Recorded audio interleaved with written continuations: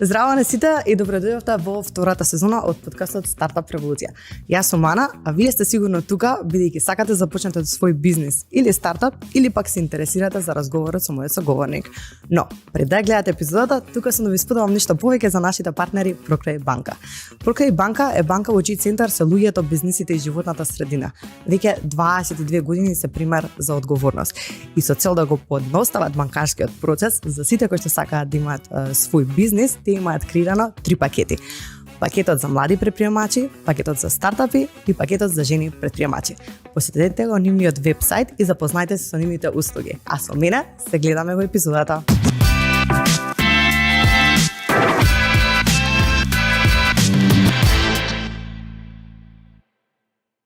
Здраво на сите и добро дојдовте во најновата епизода од подкастот Стартап револуција.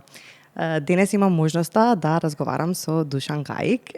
Сега тој е софтверски инженер, но моментално има позицијата на senior инженер менаџер во Araldetics, но тука со него ќе разговараме за една интересна тема. Како што знаете, на овој подкаст разговараме со основачи на стартапи и луѓе кои што имаат искуство во развојот на брзорастечки компании и дефинитивно Душан е еден од нив, бидејќи тој е еден од првите вработени во компанијата Cognizant, која што е посветена на B2B sales, односно интелигенција за продажба, која што им помага на луѓето кои што работат во продажба подобро да стигнат до соодветните контакти и да ги контактираат луѓето на кои што можат да им продадат нешто, така што Душан ќе ни открие нешто повеќе за тоа. И денес сме тука да поразговараме со него за неговото искуство во Cognizant, исто така образование, позадина и да ни открие нешто повеќе за што знае тој за нашата стартап заедница. И Душан, добре дојде во Стартап револуција. Благодарам на поканата. Чест ми е да сум дел од овој подкаст. Многу ми е мило што ти имаме тука како гостин. Со тебе често се гледаме на делот на станите кои што се случуваат тука во Стартап клуб Скопје, но и во заедницата општо. И се надевам дека денес ќе имаме можност малце повеќе да дознаеме за тебе. Така да ако ги тргнеме сите титули на страна, кој е всушност Душан? Кои се неговите интереси? Да, интересно прашање. Јас, ајде да речем како од приватната страна, сум сопруг, татко на 2 дечиња, Дијана и Милан. Внимавам да не се идентификувам премногу со титулите, пошто една од работите кои што се случува тука е дека тоа значење што го придаваат луѓето делумно може да биде за тебе, делумно може да биде за твојата позиција, е многу лесно да се изгубиш во славата. Точно. Мислам дека е голема мудрост да останеш закотвен во тоа што значи некои индустријски стандарди, кои што, нели, знаеме сите се менуваат брзо, и да не дозволиш микрокултурата во фирмите да те менува. Затоа и, како што спомнате, многу често се гледаме и доаѓам на сите можни настани на кои што има време да одвојам, да бидам во тек со настаните, да комуницирам со луѓе, да ги слушам нивните искуства. Да, и не само присутен си бил ментор на Стартап Викенд, и на други настани каде што можеш да го споделиш твоето искуство, што верувам дека им значи на сите оние кои што се на почеток. Да, и мене не ми беше тешко да бидам дел од тие настани и да го споделувам искуството. Искрено мислам дека е благодарна работа во смисол дека ако барем на еден успеш да му помогнеш, тоа сепак е мало семе кое што може да проникне во некоја голема интересна иницијатива, некоја голема компанија, нели, и целата економија може да ја придвижи до некој степен.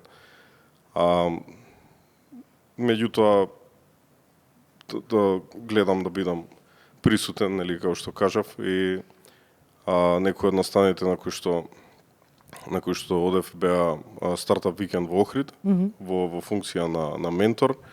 Имав прекрасно искуство таму. Разговарам и се запознавам со млади луѓе кои што, како да кажам, им се чувствува ентузијазмот, да. И знае и мене да ме енергизира поприлично многу. Од мала фирма, од зачеток до успешна компанија има цела кула, меѓутоа не смееме во ниеден момент да дозволиме некој да не разубеди дека тоа не е правиот пат и дека таа енергија не се исплатува, да. Се сложувам комплетно. И она што е многу интересно, сметам дека Душан ти си многу скромен човек за искуството што го имаш низ годините и сакам да поразговараме малце за твојата техничка позадина, образование, што си правил пред да бидеш на овие сениорски позиции на кои што се наоѓаш денес и пред да го имаш увидот на градење на компании кои што моментално се развиваат интернационално. Така да како почна и како се одвиваше твоето образование? Знам дека си завршил на електрофакултетот, тогаш на смерот што беше за компјутерско инженерство. No. Сега дел од тоа, значи, го фаќа и Финки како факултет, но сакам да не навратиш малце во тие денови. Да, кога се припремав за подкастов, ме навративте така емоционално во тој период од животот. Кога растев, околу компјутерите и софтверот имаше една аура на некаква, како да кажам, комплексност која што ме пленеше и сакав да дознам повеќе.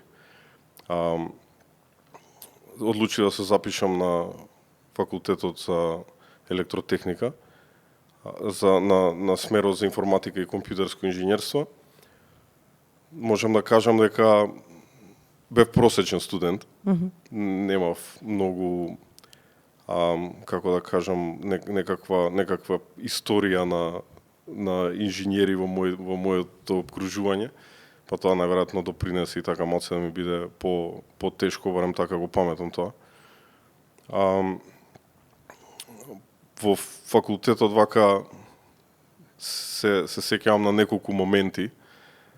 Еден од нив беше, ајде да речем, прва година по предметот компјутерско програмирање, за кој што го рачунав дека е најглавен предмет, пошто нели тоа сака да ми биде и браншата. Поприлично апстрактно беше, со оглед на тоа дека не можеш многу да го споиш тоа што го учиш тамо со некаков исход. И еден пријател тогаш, кој што многу го почитувам, беше воедно и асистент на факултетот. Ми приде и ми кажа да не ме плаши тоа и дека тие работи од прилика за 4 години ќе ми се спојат сите заедно, затоа што тоа е големо поле, има многу аспекти, многу перспективи, многу простори за специјализација. Едноставно мора од негде да се почне, меѓутоа нели почетокот е малку апстрактен. Првата година се чувствувам така дека поприлично ми истошти и самата помисла дека има уште 3 такви ми беше страшно. Разбирливо. Да. Сега кажувам од моја перспектива, нели, ќе го гледаат овој подкаст и моите пријатели, па можеби ќе судат дали било така или не, меѓутоа иницијално не успеав да влезам во некоја од поголемите фирми што има нудеа работа уште на факултет, програми за нели асошиет програмери и така натаму. Па првите, ајде да речем, неколку години, 3-4 години лутав што помали тезги, помали компании, не е и нужно во браншата. Прво посериозна фирма во која што почна да работам беше Edusофт. Кај господинот Бехар Хаджи Хамза. Работевме на најразлични софтвери, повеќето за државни институции. Тоа беше така посериозен ангажман кој што, да речем, професионално ме искали и ми направи некаква дисциплина, пошто нели. И ова зборуваме која година е ова? 2014 може. Така се сеќавам добро, да. Така некако. Тамо запознав многу луѓе со кои што до ден денес сум пријател. Потоа преминав во една друга фирма која што се вика Блавсофт. Малку поинаква фирма, за разлика од првата, беше сервисно ориентирана. Работевме на учинок. Да речем дека проектот се специфицира, треба да се заврши, се валидира, се контролира и се земаат пари за завршен проект. Да. По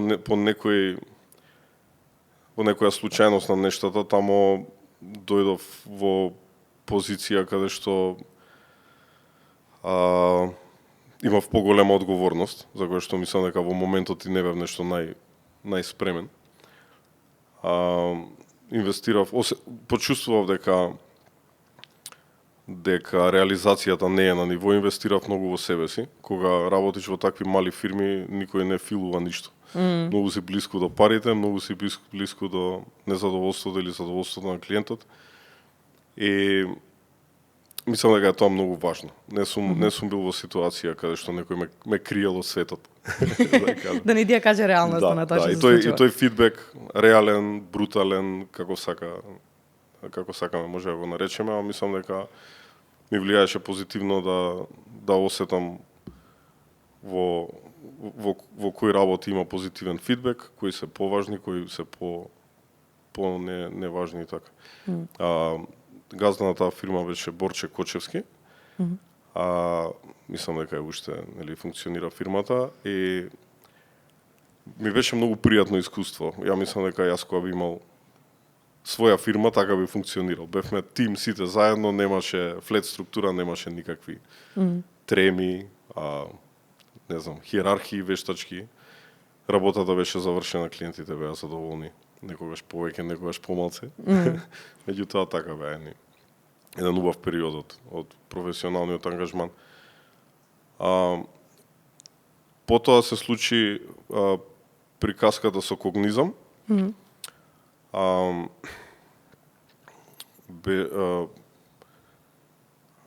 Джеймс Исилеј не ангажираше на почеток за некои помали проекти, кои што мислам дека... Како почна тоа запознавање со Джеймс? Преку Upwork. Да. Работевме заедно за некои помали проекти. Он, ајде да речем, ги финансираше од сопствени средства.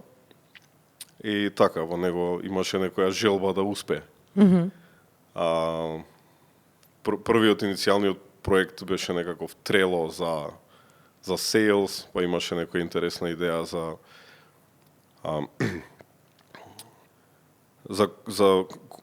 инвестициски консалтинг, како од лева страна, например, течеа вести кои што можеше со drag and drop да се префрлаат во Word документ и многу брзо да се изработи некаков консалтинг документ.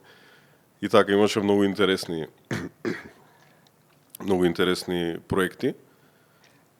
Можам да кажам дека Джеймс беше многу фокусиран на исходот и не се врзуваше премногу емоционално за софтверите што ги градевме.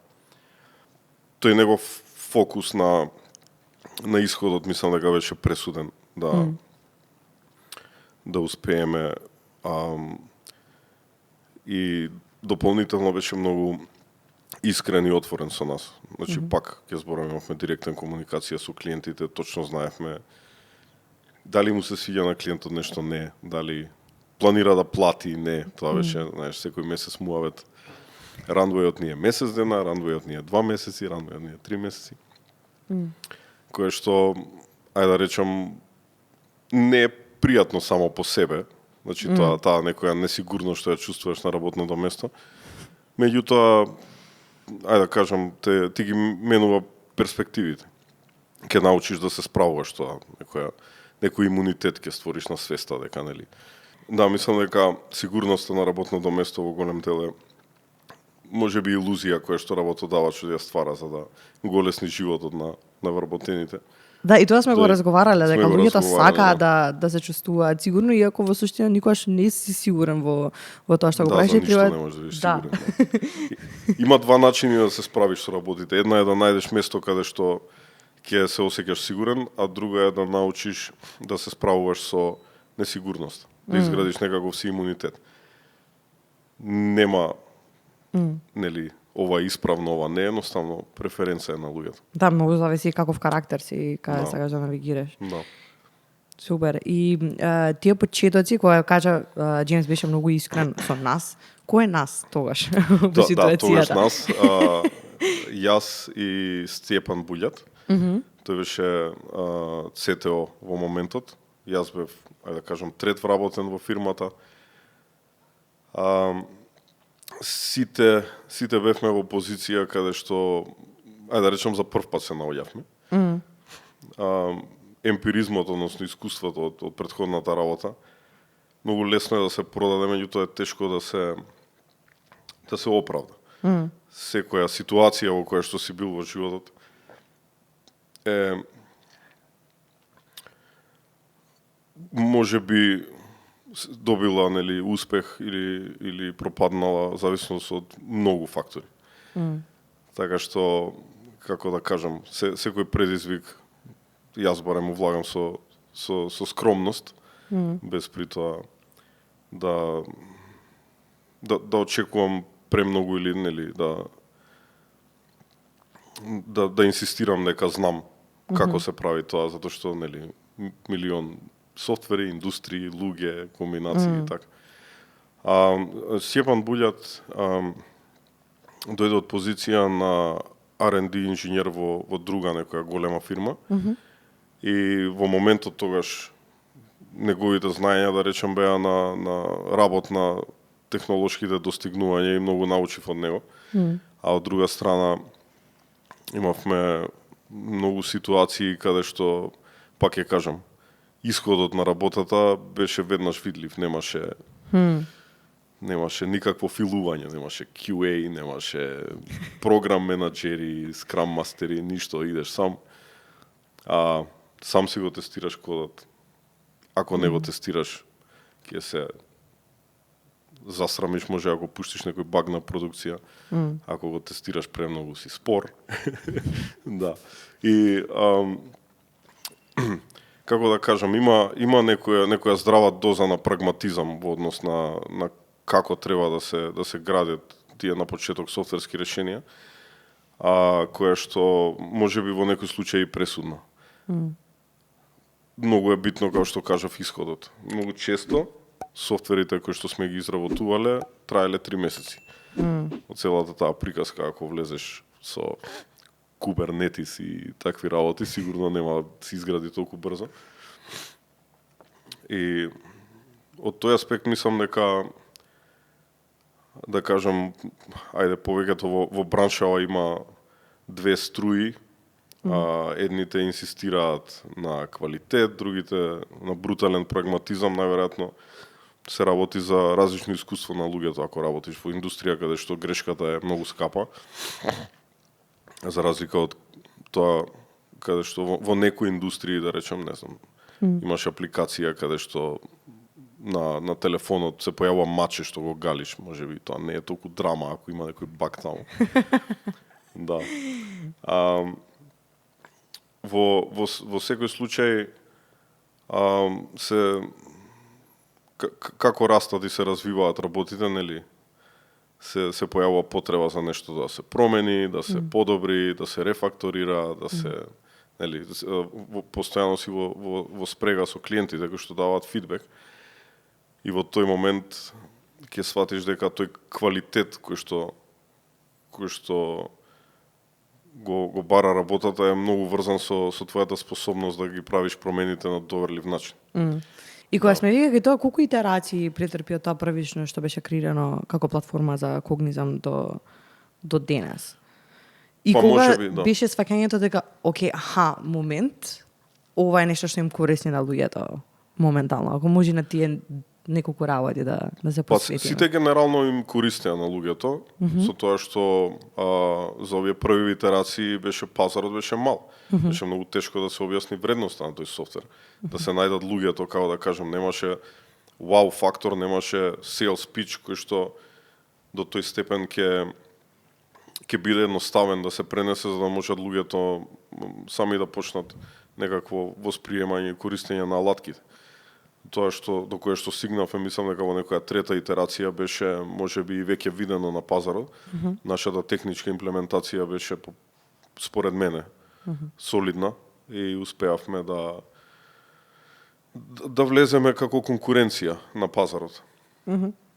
Кога би се навратил, константно живеевме во некоја аура дека еве сега уште ова. Значи ја во ниеден момент не се осетив дека еве сега го направивме тоа и сега ќе зимаме пари. Да.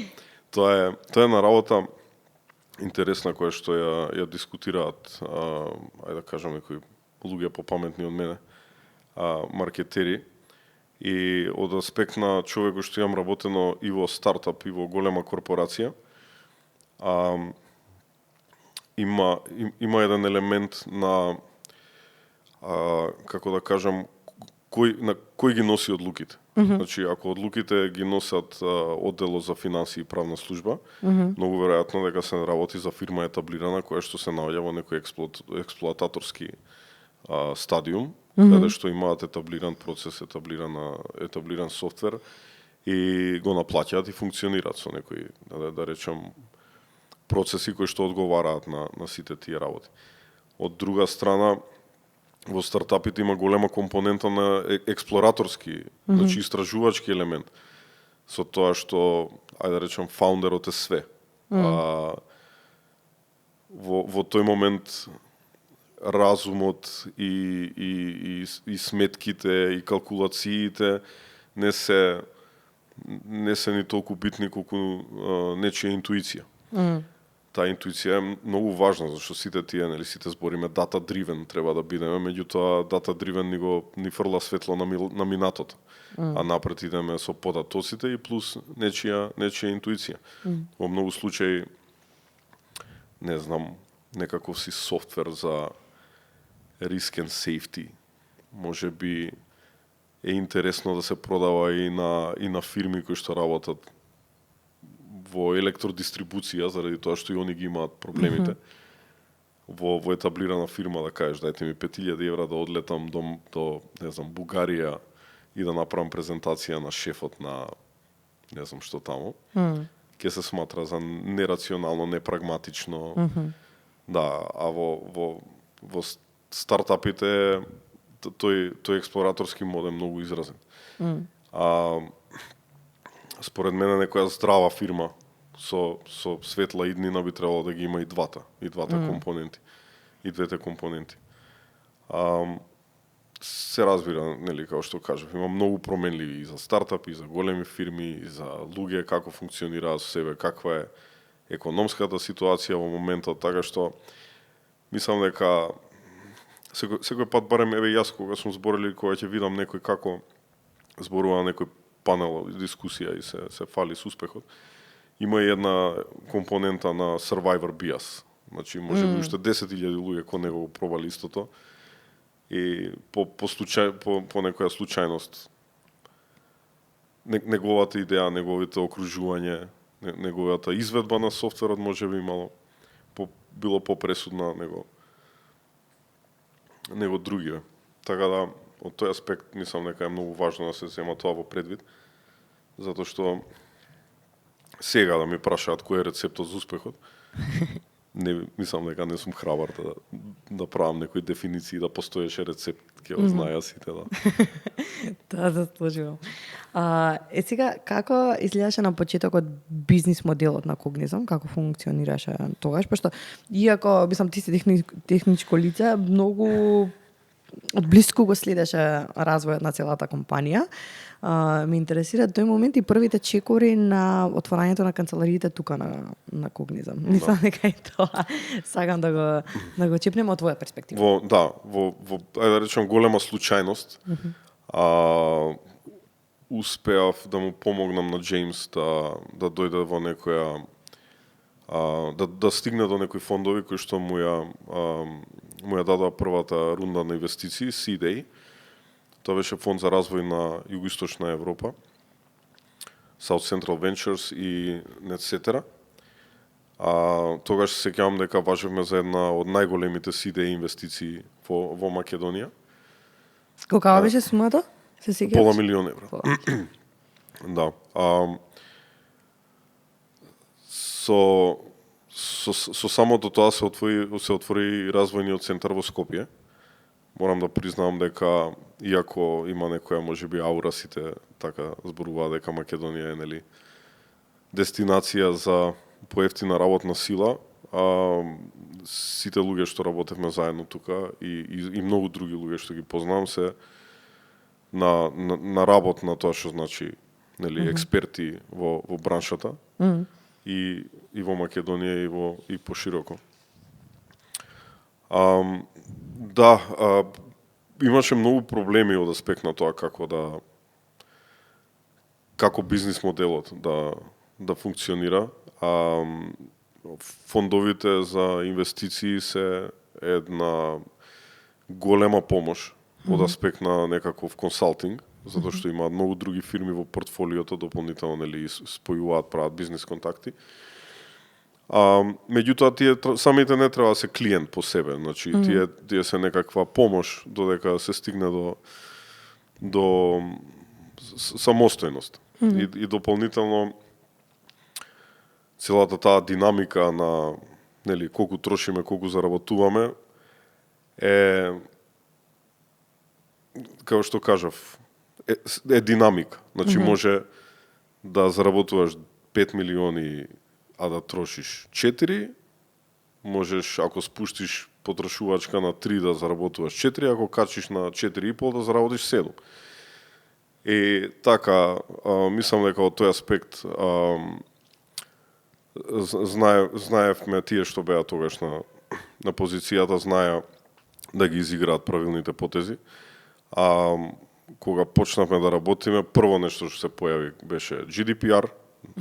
Ние работевме со службени податоци на лица, меѓутоа имаше компонента во тој момент.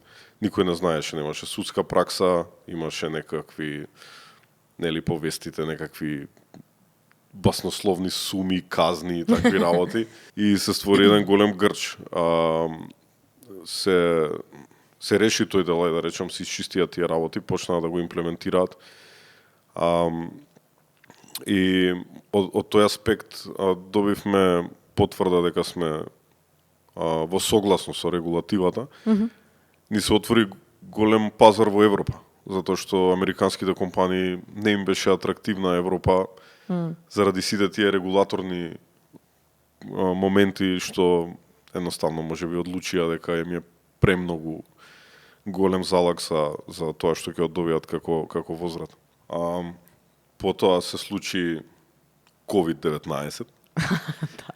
Да, и тоа имаше, како да кажам, голем страв, неизвестност, пазарите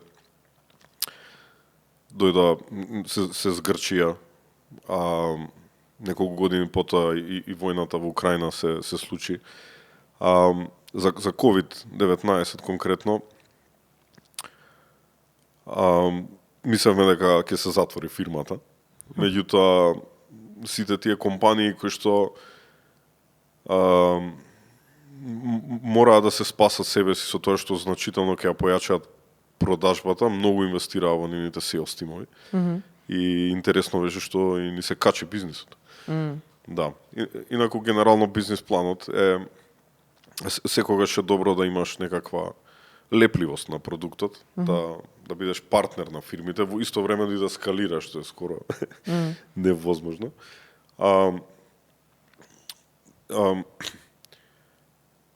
Кога ќе ги проанализираш работите од аспект на нели кој сум ја и што продавам, такви некои елементи од типот ние продаваме лидови. Имаше пакети, да. беше сабскрипции, како беше организирано? Сабскрипции беше. И текнува на цените во кои што се движаа тогаш, затоа што го овозможувавте. Нешто овозможувавте. како $12,000 годишно. Со тоа што имавме проблеми од продукт енжиниринг аспект, да го оправдаме потребата некој да има сабскрипција за нас. Значи, тука има многу интересни работи на кои што може да се фокусираш да прочиташ од типот на, ајде да речем, можеби експлоатирање на некои стравови на клиентите дека ќе испуштат некоја битна вест, па направивме направивме sales тригери кои што Okay. пушта информации во моментот на промената. Идејата беше дуре топла промената за одредена компанија, например, добила сиде инвестиција или променила локација и така натаму, уште во тој момент да им овозможиме на нашите клиенти да направат аутрич и да пробаат да продадат нешто. Дали ти текнува на првите клиенти искуствата со нив и колку долго тие останаа да бидат? Првите клиенти поприлично долго не беа клиенти. Да мислам дека Financial Times ни беше еден од првите клиенти. И така, тоа за мене беше интересно. Како одеше тој процес? Како дознаа тие за Cognizant? Дали беше некој си конекција на Джеймс? Не сум сигурен. Предпоставувам дека да, некој можеби познанства по конференции и така. Меѓутоа ни беа поприлично долго време клиент. Супер. И кога се отворија канцелариите тука, мислам, ти беше долго време во компанија, 7 години, до 7? Или грешам? Колко се точно? Ме збуни сега. Да. И јас од прилика мислам дека се толку, може јас да грешам, но прашањето ми беше повеќе од првите вработени кои што дојде? 9? 9, да. Од првите вработени до моментот кога стигна до ти да продолжиш во друга насока, како се чувствуваше тој развој таму, во однос на динамиката, културата, како се одвива тие работи? Пошто знае да биде многу хаотично. Преминатот кога стигнуваш од некој кор тим од 4 луѓе, па тој тим се зголемува, е предизвикувачки да знаеш како да ги менаџираш сите тие луѓе, одговорности, така да си треба систем. Па одговорот дека ја ништо од тоа не знаев. А фирмата кога почна не ми беше некаква пресудна работа дека не знам некој не дојде од страна и фрли еден куп пари за да имаме прекрасна канцеларија. Се снаоѓавме. Сакав и јас самиот да личиме на некоја фирма, пробавме во еден стан. 4 бюроа имаше таму, ја доаѓав од Сабајле. Да, купував чај, така. За да имам малце елемент на посериозна фирма. Како растеше фирмата, ја можам да кажам дека сите етапи од растот, да кажам за себе, од техничкиот дел, па и од административниот дел, за да доеш во стадиум да можеш да вработиш некој, прво ти треба сам да ги работиш, затоа што не можеш да вработиш сметководител за една фактура месечно. Нели, или за една плата месечно. Го дадов ова како пример, нели, у старту што имавме и правна служба и сметководство кој што ги изнаемувавме, меѓутоа контрола на квалитет, тоа беше, ајде да речем, некоја импровизација, додека не стигнаме до степен да треба да се вработат поискусни луѓе да го преземат тоа. Compliance со регулативи, не знам, некакви security vulnerabilities кои што мора да ги пратиш и да ги гледаш од технички аспект за да не се исхакира продуктот, скалабилност. Тоа вака сега кога ќе размислам историски, да речем во некои фирми е специализација. Да, има архитекти кои што нели внимаваат и на сите можни аспекти, како расте фирмата, сите тие работи мора некако колку што си во можност да ги разматраш сам додека не дојде до стадиум кај што може да речем да дојде специјалист од таа бранша. И тоа е нели од една страна фирмата расте и заработува доволно пари за да може да си ги дозволи луѓето, а од другата страна луѓето доаѓаат и кој го направил ова, зашто овака не скалира, кај ви е Kubernetes? И така. И од тој аспект, например, од почетокот на развојот на продуктот до таа конкретна фаза до која што ти си бил и се работел на него, од технички аспект, кои беа најголемите предизвици гледајќи наназад со кои што се соочивте? Како тим? Имаше ли некои моменти дали беа во инфраструктура, технологии кои што ги користевте? Изборот на технологии беше одличен, затоа што и денес мислам дека функционалното програмирање е поприлично добар модел за веб апликациите. балансирањето помеѓу трошокот и некој вау фактор. Колку е апликацијата побрза, пореспонзивна, толку е појак серверот, повеќе пари троши. Колку се податоците посвежи, толку почесто се извршуваат сите тие скрипти кои што ги освежуваат. И да кажам дека дистрибуирани компјутерски системи е поприлично тешка работа. Грото од луѓето што барем тоа е моја перцепција, што ги познавам, го имаат научено тоа на потешкиот начин. Верувам. Да, прво ставаме апликација на клауд, па после тоа гледаме дека мора да биде реактивен дизајн, дека не знам Elastic Cache е добро за пребарување на податоци, меѓутоа не можеш да го користиш за пагинација и дека MongoDB не функционира добро со lookup табели и така. Динамично е, повеќе димензии има проблемот и немаш во моментот некоја чувство за некаков technical excellence. Меѓутоа, кога све тоа заврши, битно е што останавме настојчиви. Не често знаевме нели да купиме некоја книга на темата, платиме некаков консалтинг и така натаму. Од аспект на знаењето што го добив таму, мислам дека нема таков факултет каде што можеш да го платиш тоа, барем тоа е моја перспектива. Повеќе стануваш некаков генералист, каде што од многу работи мора да се разбираш, може би во некој не си најспецијален, меѓутоа нели тука секогаш е тимот. Тоа скоро никогаш не беше херојски напор на еден човек, туку така се каравме меѓу себе. А која ситуација, мислам конкретно во таа работа, мислам може да биде општо, ти била нешто што било најмногу надвор од твојата комфорт зона? Ама после тоа гледајќи назад си бил како, окей, да не беше тоа искуство, сега пак немаш да ги носам одлуките на овој начин на кој што ги носам. Да. Па може би некој soft skill и people management, мислам дека ми беа најголемо вадење од комфорт зоната. За тоа што пак истиот пристап го имам да видам некоја книга ако има за менеджмент и лидершип, пошто ова вака не иде. Да читнеме нешто. Да. Тимот порасна, луѓето што се вработија, да кажам,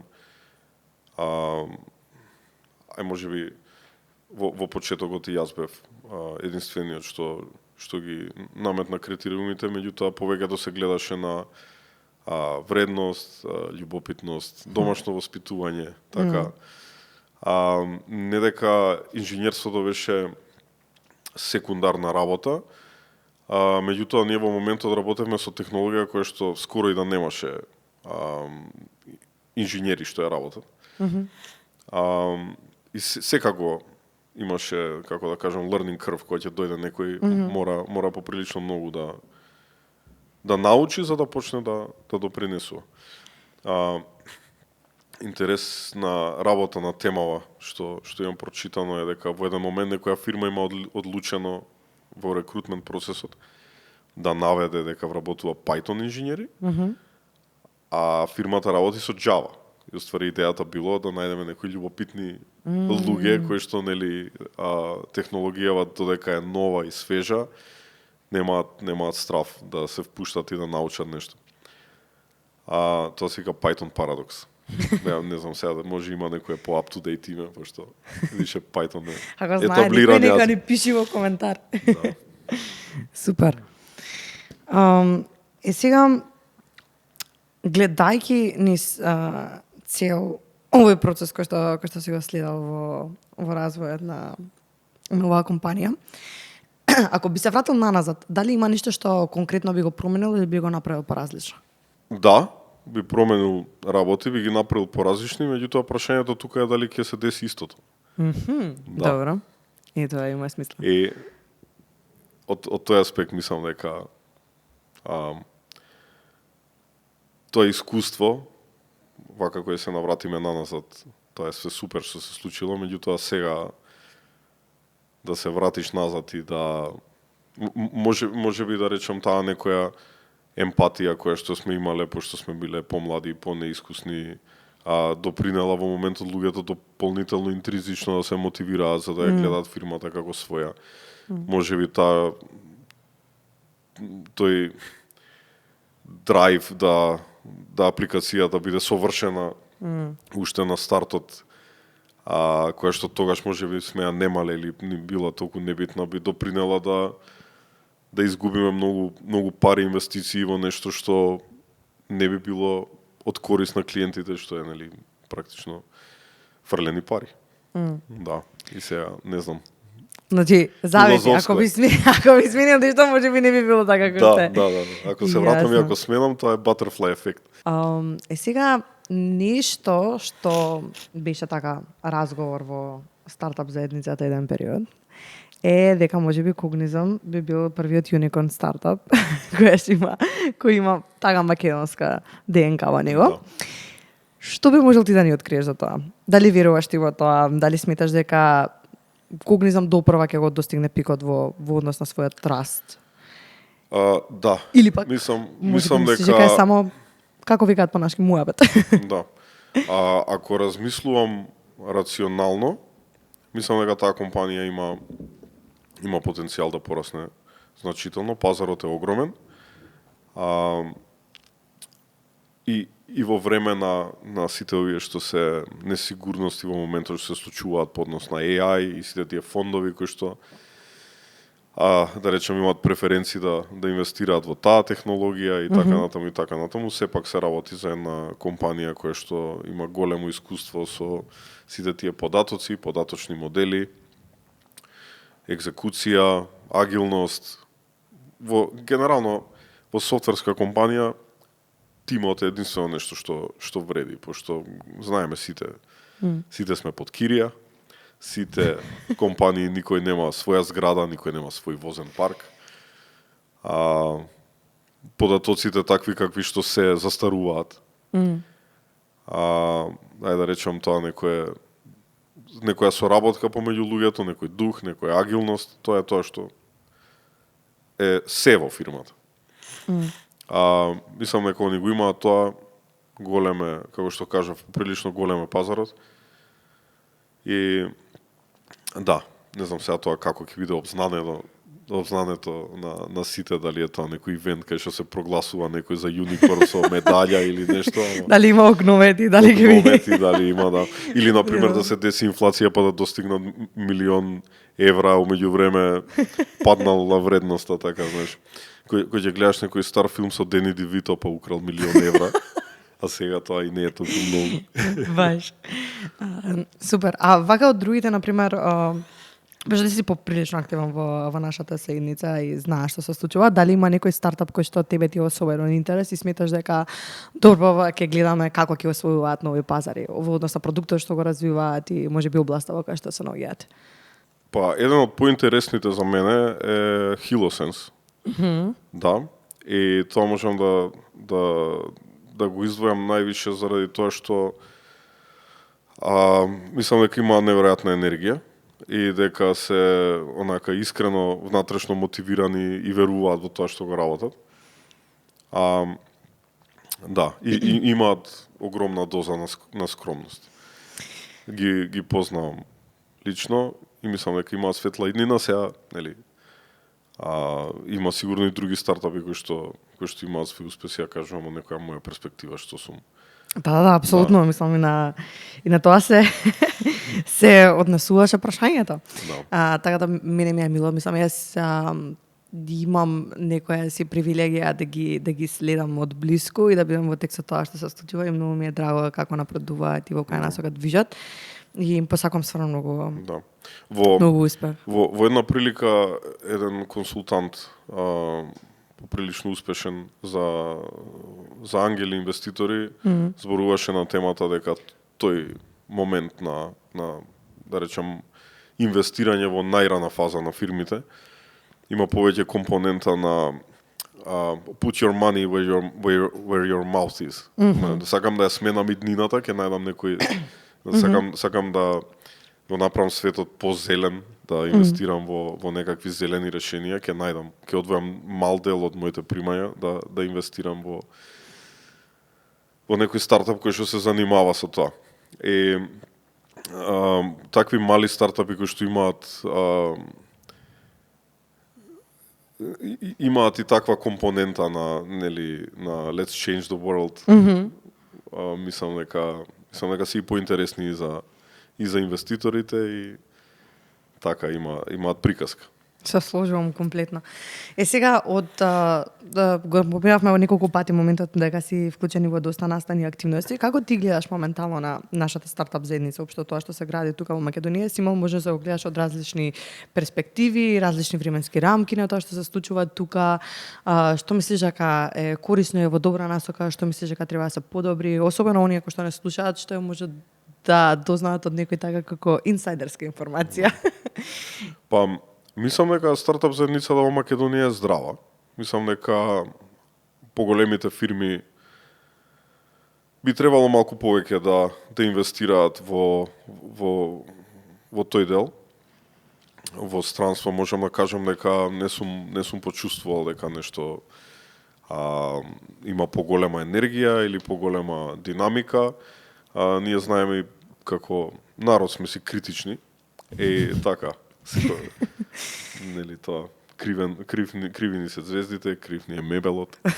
Да, меѓутоа тоа е сегде тако, тоа е едноставно природата на капитализмот. Не можеш да генерализираш до степен дека во Македонија не можеш да успееш, на друго место можеш. Факт е дека некои градови се поголеми, да речем, комуникацијски хабови, дека многу е битно да си присутен таму. Меѓутоа тоа е релативно мал дел од тоа што значи да се изгради фирма. Барем зборам за почетоците. Поголемите фирми во поразвиените економии и одржуваат настани, инвестираат во мали стартапи во најрани фази. Можеби, јас сум барем убеден дека се работи за некаков Дарвинов пристап. Заради тоа што интерна иновација во големи фирми, како што е, не знам сега, IBM е скоро и невозможна. Зборувам дека се приметува патерн, дека они одржуваат некакви заедници, прават аквизиции на некои фирми што имаат пробиви, додека, ајде да речеме, постоечкиот етаблиран дел е во некаков експлоататорски мод. Тоа би значело дека, не знам, ќе инвестираме во 100 стартапи и тие што ќе успеат да направат некој пробив во иновацијата, некаков вау фактор, нешто што би ни користело, или ќе ги поддржиме, или ќе направиме аквизиција и ќе се откупат тимови цели, патерни, пошто некогаш кога се случуваат тие аквизиции, самиот продукт не е и целта, нели? Може некој тимот сака да го купи. И ја купува цела фирма за да ги вработи тие таленти. Ја купува целата фирма за да ги добие патентите, кои што, да речем, можеби нив им вредат многу повеќе.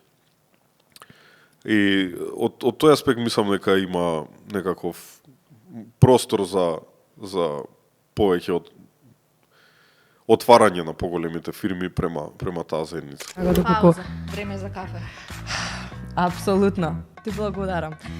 Со секој испиено кафе во Среќа бар и Среќа Русидер вие го поддржувате Стартап Клуб Скопје, така што следната кафе пауза направете токму кај нас.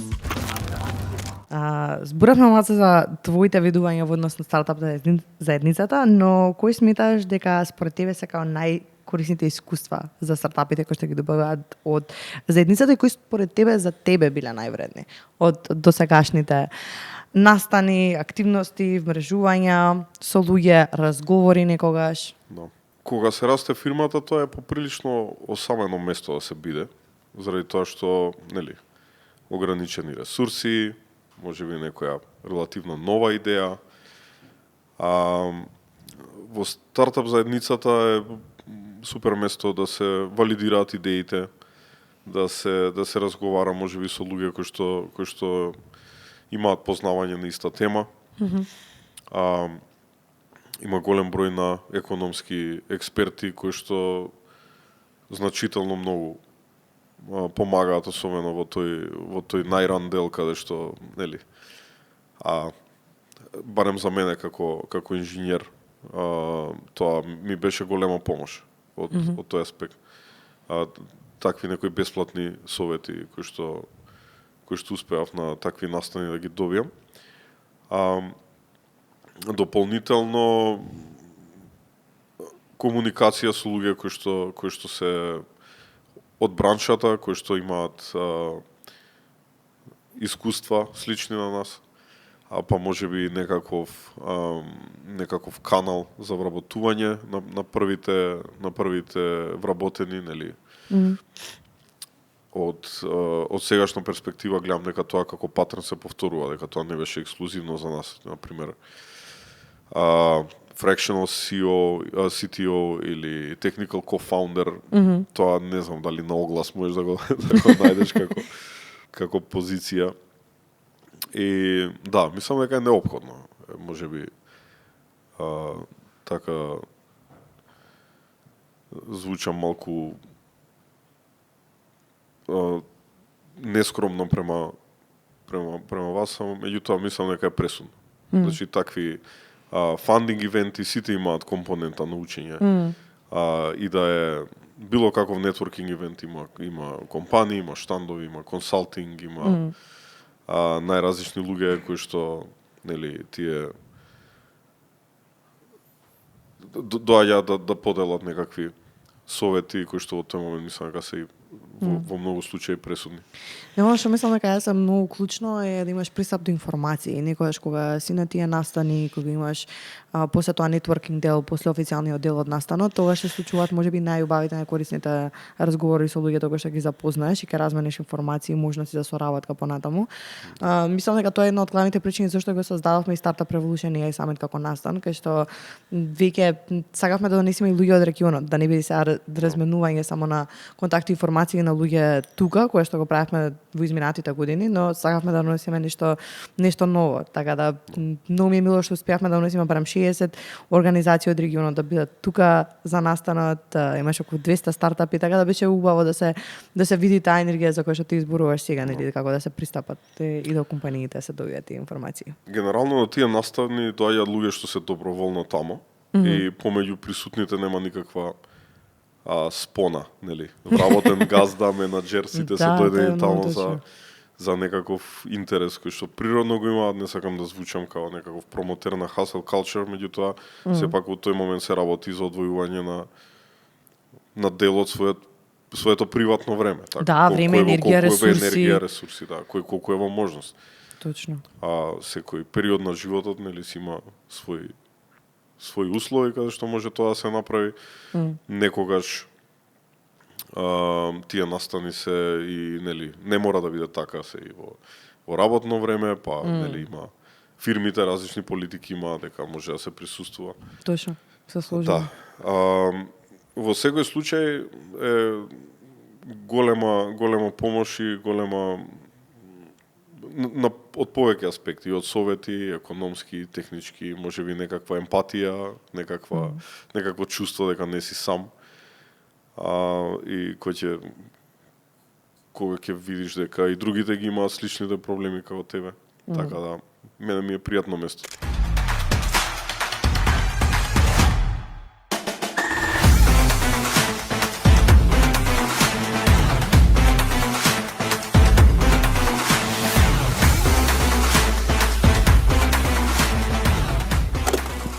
Кога сме веќе тука и ќе злоупотребам информацијата дека те предизвикале твоите колеги да направи стейтмент за AI. Да. Кој е ставот на Душан за вештачка интелигенција и општо на развојот на сите и компании кои што се буваат тука, модели кои што се користат, особено во твојата бранша, така да, кој е твојот став? Во моментот мислам дека е многу бурно, заради тоа што голем број на компании, како што реков, истражуваат со вештачката интелигенција. Сепак тоа времето ќе покаже кој ќе успее да го задржи и да го пивотира бизнис моделот до степен да има поголем успех со тоа, кој можеби нема да успее на таа тема. Вештачка интелигенција како поширок термин има, ајде да речем, некој збирка од алгоритми кои што има најразлични карактеристики, не се секогаш brute force. Во последните години поголеми пробиви има алгоритмите за машинско учење и large language models, кои што ајде да кажам дека не се нова технологија, меѓутоа ги искомерцијализираа најверојатно многу слично како и електричните коли, што нели не е нешто невидено, меѓутоа некој успеа да одлучи дека сега е време и место за тоа да се направи. Има многу компоненти на вештачката интелигенција, односно LLM,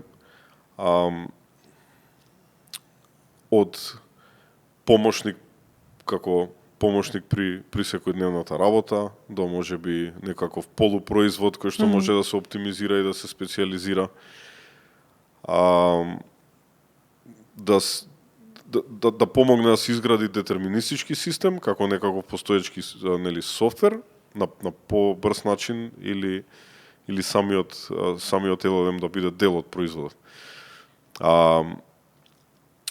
Во моментов има, како што кажам, има многу компоненти.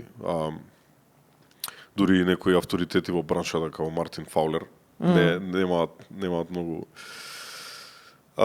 како да кажам цврсти ставови на тоа каде ќе тера работата. И исто така има некаков елемент на меур.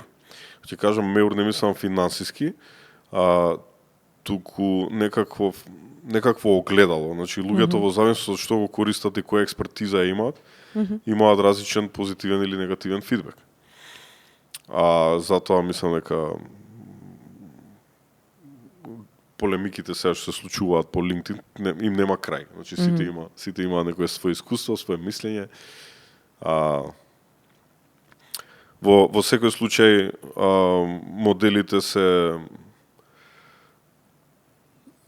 моделите немаат стабилна цена. Се почнуваат веќе да се приметуваат некакви специјализации од модели кои се добри за програмирање до модели кои се добри за некакви други домени. Не знам, многу е динамично. Од тој аспект, ако се користи како полупроизвод, практично градиме куќа на туѓо дрво. Од друга страна, фондовите се, да речем, се заинтересирани за сите компании кои што имаат барем некаква компонента од тој аспект. Не знам, тешко ми е да направам точно предвидување, меѓутоа мислам дека тие универзални вистини што постојат низ светот и не се сменети од Езоп па навака, ќе останат.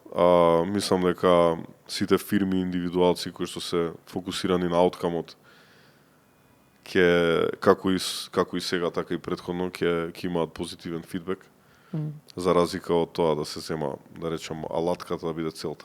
И нешто што сакав да ти го поставам како прашање за крај. Оно што сега наближуваме конкретно. Од предходниот гостин. Од предходниот гостин. Па го заборави прашањето од предходниот гостин. Да. Ова ќе остане сега. Некако заборави прашањето. Недоумицата е дали го прашав за прашање предходниот гостин, ова ќе остане како такво. Но она што сакав да прашам, особено за оние студенти кои што имаат технички бекграунд, моментално се на технички факултети, но имаат желба да развиваат одредени продукти или да имаат својата компанија или да се насочат во делот на предприемништво. Од твоја гледна точка, што е нешто што би им споделил како совет на нив, што мислиш дека е корисно да го слушнат сега? Па, мислам дека советот би бил да не слушаат никого, затоа што толку има променливи, толку е светот динамично, што не знам дали некој би можел да им го даде рецептот за успехот, како што кажав, нели, ако постоеше, тој сите ќе оправи, сите ќе бевме успешни.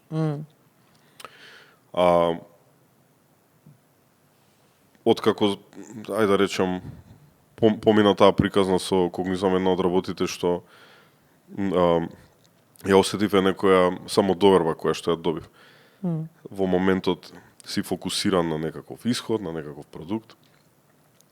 Слушаш паралелно приказки за некои компании што го постигнале ова, го постигнале она, имплементирале, не знам, ваков систем, таков систем.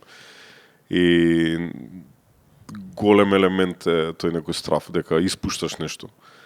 А за потоа кога ќе комуницираш така поискрено или кога ќе смениш фирми со други луѓе, ќе сфатиш дека во сите тие фирми сите има елемент на учење. Мора најбитна работа, па ја би рекол во сите, не само во техничките стартапи, дека мора да признаеме дека учењето е граѓанин од прв ред на сите тие процеси. Никој не успеал да му се сони некоја идеја да имплементира од прва и да успее и тука паѓање Да, се работи за фидбек луп, се работи за некаков кумплунг помеѓу нас и клиентите и проблемот што го решаваме и доменот.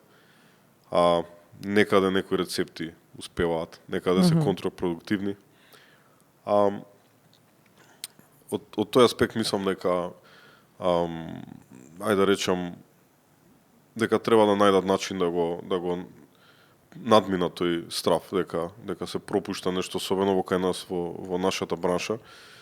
Откако заврши факултет и откако почнав со работа, мислам дека не знам колку пати е редефинирано што значи инженер за софтвер. Имаше ајде да речем на почеток учевме на факултет С, па имаше незадоволство кај родителите што разбираа нешто малку, дека тоа не е програмскиот јазик што фирмите го бараат, па не знам, се борба беше помеѓу Java и .NET, C# .NET. Имаше најразлични технологии, не знам, Adobe Flash, Silverlight, сите тие потоа дое некакво време на некакви ORM-и, можеби некакви алатки за визуелно програмирање, сите тие има некој sales pitch дека више програмери нема да ни требат и дека кој сака може да кликне и со стрелки да го реши алгоритмот и да го реши проблемот. Сепак ајде да речем потоа дое некакво време на фреймворкси, секој ден излагаше нов фреймворк. Блокчейн, машинско учење, сите тие со текот на времето прашината спадна и си најдоа своја примена и стана некои корисни алатки, а некои корисни за тоа што сме научиле како не треба. Меѓутоа, во ниеден момент никој ги немаше пробано сите тие можни за да направи некаква компаративна анализа и да знае што е право. Едноставно и сега е така.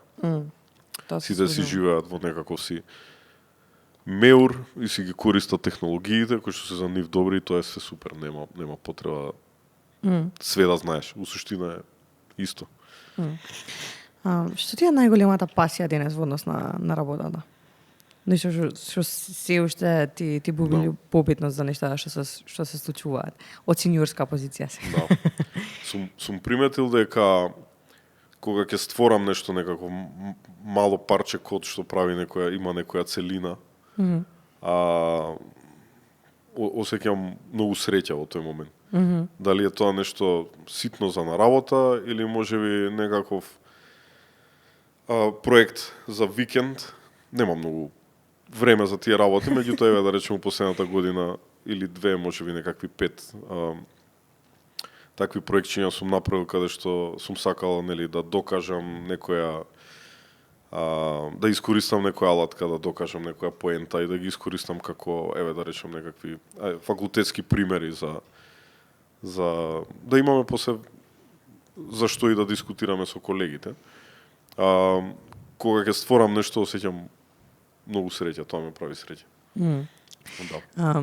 Верувам, мислам особено кај техничките лица, тоа секогаш го имам заприметено дека како создавањето на нешто што можеш да го видиш да биде после во употреба, носи некоја задоволство. Да. И морам да кажам дека и растурањето носи среќа. Да. Од кој аспект растурање? Пришење на код. редизајнирање на решенија, да, особено бришење на код е стварно. Да. Може би поголемо задоволство од стварање. заради тоа што нели така вика до едноставноста се дораснува и секој пат кога се случува некаков пробив, некакво учење, се доаѓа до некакво поедноставно решение и како да кажам, некаква дестилација на тоа кој е нашиот core domain, кои проблеми ги решаваме и дека тоа се не мора да биде ни толку комплицирано. Така што да, и тоа ме прави среќен да бришам. И сега, сакам да прашам од аспект на некој нешто кој што можеби се тренд во твојата индустрија. Дали постои нешто што мислиш дека е многу трендинг сега, ама ти не се согласуваш со тоа, дека имаш некој поразличен став? Може да се однесува дури во стартап културата за некои работи.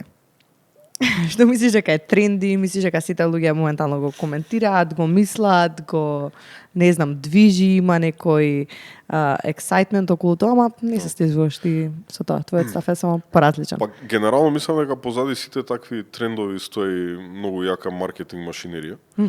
Да. Тие некои пробиви кои што се прават во светот, мислам дека немаат не се фрла толку светло на нив и самите ги самиот пробив е уствари заслужен за тоа пошироко прифаќање кај луѓето. Од аспект на трендови мислам дека ајде можеби ако зборуваме за стартап заедницата би одвоил еден, а тоа е дека ако некој тргне да прави некаков бизнис, не како да кажам, не е неуспех ако се створи некоја фирма која што може да му овозможи богат живот, не мора тоа да биде следниот Google. И така мислам дека има некаква аура во стартап заедницата дека еве сега кој ќе биде следниот Google и LinkedIn и не знам што. Тука како што кажав пак има тој елемент на survival bias. Ние од сегашна перспектива ги анализираме нивните чекори и кои биле успесите, меѓутоа тоа е све. Тогаш за тогаш. Супер. За крај, последна исповед на Душан. Да. Да затвориме, не. Фала ти многу што не прошеда сите твои искуства, размислувања, многу почитувам твојот став за одредени тематики, мислам што сме ги зборувале и сега пред камери, позади камери, кога сме биле во договори за овој разговор. Но за крај, дали има нешто што мислиш дека не си го споделил, дека сакаш да го кажеш во однос на сите теми и нешта кои што ги разговаравме, како твој став и зашто може да ти се обратат луѓето денес покрај твоите искуства и тоа професионално што го зборувавме. Знам дека си многу се загалаш за моментот дека треба сами да го изградиме нашиот идентитет или да не зависиме конкретно од компанијата или индустријата каде што сме биле, иако луѓето секогаш ќе не поврзуваат со тоа, ама чисто како момент на дали има нешто што ти сакаш да споделиш, зашто може да ти се обратат луѓето денес, како што да го запамтат Душан после овој разговор. Па не знам, многу тешко прашање. Во однос на тоа што го спомнав дека не треба да се идентификуваме со компанијата и дека луѓето секако ќе не перцепираат како тој на тоа и тоа работно место. Меѓутоа не смееме да си дозволиме да имаме криза на идентитета која смениме фирмата. Значи тоа сепак се работи за нашата перцепција врз работите. Што би сакал да одвојам, не знам.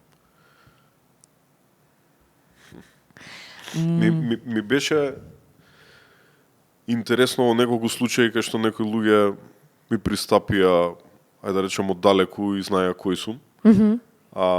Ние работевме во една бранша која што да речем може и не е толку комерцијална и тоа не се случува често кај мене пошто не сум популарна личност. Меѓутоа така ми предизвика големо задоволство да видам дека да речем некој дознал за нас, некој се заинтересирал и побарал да се сретне со мене и така. Супер. Не знам дали ти си имал можност да го почувствуваш тоа, но јас секогаш кога ќе се спомнеше нешто за тебе, луѓето со восхит зборуваа за тебе или беа како не го знаеш, супер разговор ќе си направиш со Душан, мислам дека ти даде супер совети и мислам дека си човек кој што е секогаш отворен да направи некоја конекција помеѓу една или друга страна која што може заедно некако да придонесат, што мислам дека е супер и јас сакам да го споделам тоа бидејќи е многу важно и дека многу ценам тоа како ке тебе како личност. Се работи можеби за нешто што јас сега како перцепирам тоа кај себе, го победив тој стравот од суд. И колку повеќе споделуваш, толку повеќе и критика ќе добиеш и луѓето можеби тоа што ќе споделиш резонира со нив и ќе те сакаат и ќе те почитуваат. Или ќе, ајде да кажам, си подложен на критика. Во една интересна книга имаше цитат на темава дека, ајде да речем, во компанијата во која што нема чувство на безбедност, некоја безбедносна мрежа во која што луѓето психолошки не се чувствуваат безбедно, се случува парализа од анализа. Секој човек што ќе излезе и ќе предложи свое решение на било каков начин, го предложува после долго анализирање, чисто за да се осигура дека барем според неговата најдобра проценка се работи за добро осмислено решение кое што нели не би било тешко да му најдеш мани. Така што не знам, ја не сум бил човек кој што не знам, сум држал работи во тајност, ако научам некоја нова технологија што ми е интересна, ќе ја споделам со луѓе. Така некои работи што ми се случувале, отворено зборувам и можеби и затоа е таква перцепцијата. Се сложило. Супер, Душан, ти благодарам многу за одвоеното време, што ни беше тука во студио, што ни сподели нешто повеќе пред се за кој си ти, за твојата позадина, за твоите искуства, советите, ситуациите, твоите гледишта, сметам дека се многу важни и јас секогаш барам уживам во овие разговори бидејќи ми отвараат нови перцепции за како се случуваат нештата и нови погледи на тоа што може да биде следно. Таа ти благодарам за отвореноста и што ни беше наш гостин. Мене беше многу драго што ни дојде денес тука во студио и што можевме да си поразговараме. Благодарам многу за поканата уште еднаш и ми беше задоволство. И се гледаме на следен настан тука. Или некоја активност. Ја следна недела имаш простор за одмор, така да уживај. Долго очекуван одмор. Долго очекуван одмор, така да уживај и се гледаме после тоа во Стартап Клуб Скопје. Фала ви многу. Ете така. Фала и на сите што ја гледавте ова епизода од подкастот Стартап Револуција. Се надевам дека беше корисен овој разговор. Оставете ни коментари и пишете ни можеби што сакате да слушате следно или кој беше вашиот впечаток и што ви остани најголемо внимание од сето ова што го разговаравме. Баш би сакале да слушниме. Со мене се гледаме во следната епизода и следете ја новата сезона што ја имаме сега. Следуваат уште многу интересни разговори, дел со членови на тимот во стартап компании, дел со основачи, за да знаете што е следно и следете ги профилите на Стартап Клуб Скопје и Стартап Revolution AI Summit. Имаме многу новости кои што наскоро ќе исподелиме со вас. Поздрав!